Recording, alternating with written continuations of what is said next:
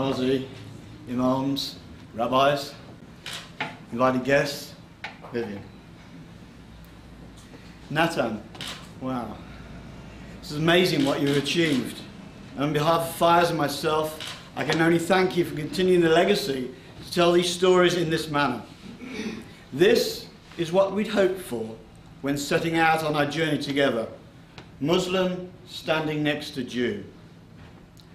Shoulder to shoulder to show the world there is a better way of conducting our affairs. It's actually appropriate that these photos telling these heroic stories should be promoted in this very building, the building in which Fires and I first made contact and began our wonderful relationship. Some years later, when meeting together, I recall him asking me, had I heard any stories of Jews being saved by Muslims during the Shoah? Gobsmacked. I repeated back the question, as is normal in our culture. Muslims saving Jews?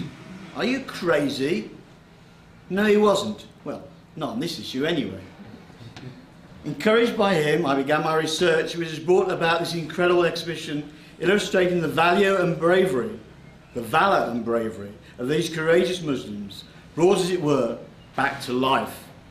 Their actions show that people of faith and belief, acting in accordance to their conscience, to preserve life and respect others, even when faced with the most iniquitous of circumstances, can alter the world for the better. As we say both in the Torah and the Quran, whoever saves one life is as if you have saved the world.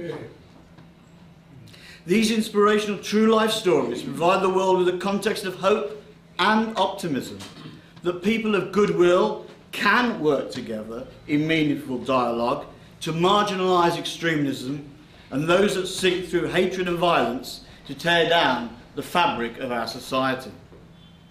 I would just like to take this opportunity thanking the Chief Rabbi and our good friend Clive Lawton, plus Baroness Neuberger and Lord de Hokia for their written statements supporting these stories. And the only person who has provided us with any financial resources so far, Mr. Nigel Canning. In conclusion, I wish to pay tribute to my father, who has only recently and peacefully passed away, for bestowing upon me his values and the courage to speak out. To my wife Hilary and my daughter Naomi, who have supported this journey and endure this compulsion of mine to provide me with the emotional support so necessary to edit this publication. Finally, as I do when in public, I have dedicated this work to my grandchildren, who don't know it yet, but for them that I hope and pray will receive any lasting reward that may come from this exhibition and the publication.